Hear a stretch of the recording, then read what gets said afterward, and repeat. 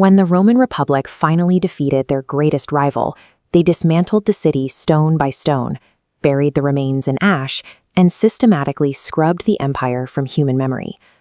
By the winter of 1858, this erasure was so complete that the novelist Gustave Flaubert, seen here, found it nearly impossible to research the city. He spent months locked in his study, writing to a friend that he felt he was trying to resuscitate an entire civilization with nothing whatsoever to go on.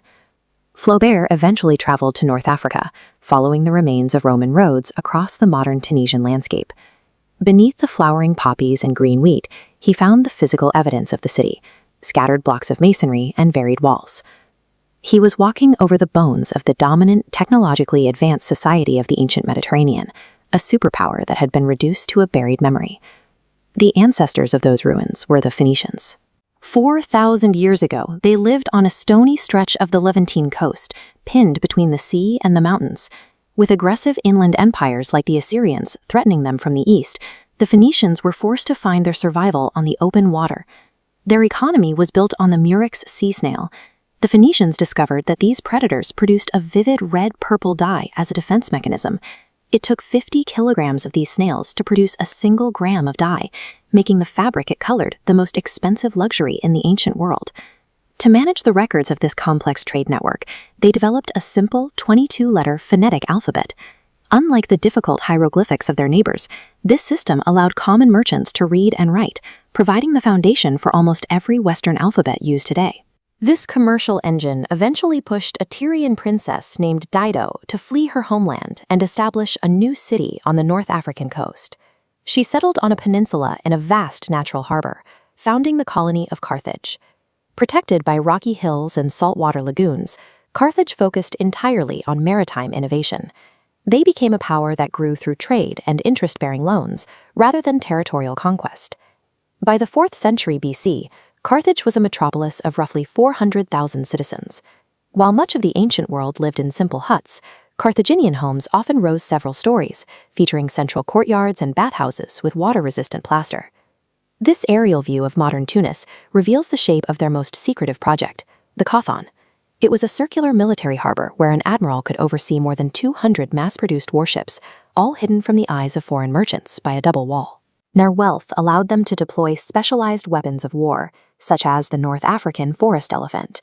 These animals, depicted on Carthaginian coinage, served as living tanks that could crush infantry ranks and destroy enemy cavalry morale. But this prosperity was mirrored by deep cultural anxiety. In times of extreme military crisis, the Carthaginians turned to a ritual that horrified their neighbors. They sacrificed their own children to the gods Baal-Hamon and Tanit, believing that only the most precious human life could buy the favor of the heavens. This technological supremacy was built on a foundation of superstitious dread.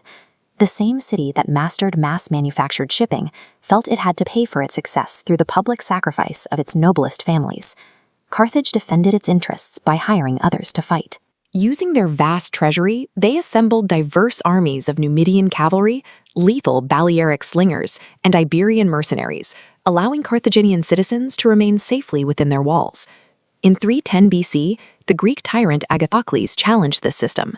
He bypassed the Carthaginian navy, landed in Africa, and burned his own ships to ensure his men could never retreat.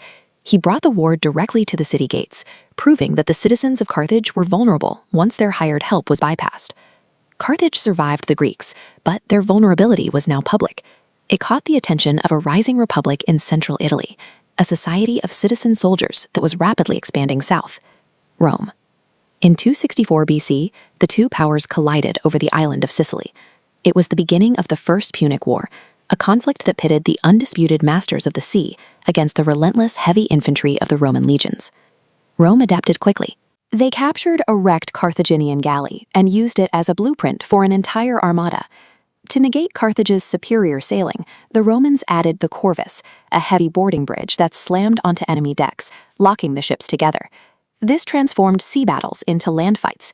In clashes involving more than 600 ships and 100,000 men, Roman legionaries flooded onto Carthaginian decks, turning the maritime conflict into a massive, floating infantry slaughter. Carthage's reliance on naval agility and hired armies had met its match. Rome proved capable of copying Venetian technology and absorbing the loss of tens of thousands of men without suing for peace. After 23 years of war, Carthage surrendered. They lost Sicily and were forced to pay Rome 82 tons of silver in reparations, a sum that drained the imperial treasury. This financial collapse triggered an internal crisis. Carthage could no longer pay the 20,000 mercenaries camped outside the city walls. In 241 BC, these battle-hardened soldiers mutinied, sparking a civil war that threatened to dismantle the empire from within.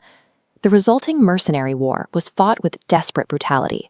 It was characterized by mass crucifixions and widespread famine, forcing the peaceful citizens of Carthage to conscript themselves and fight for their own survival against the very soldiers they had once hired.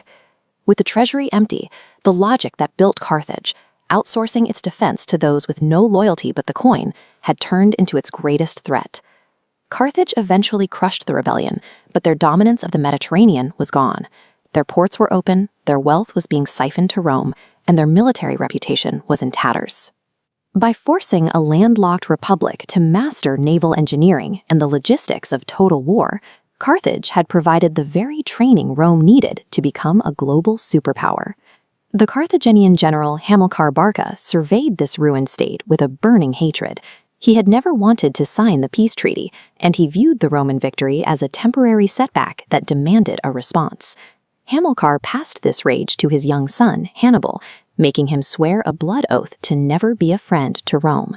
It was the beginning of a generational feud that would lead to the most famous invasion in ancient history. The Roman legions eventually erased the city, but the pressure of surviving the Carthaginian challenge had already reshaped the Roman state. Carthage was gone, but it had left its mark on the empire that replaced it.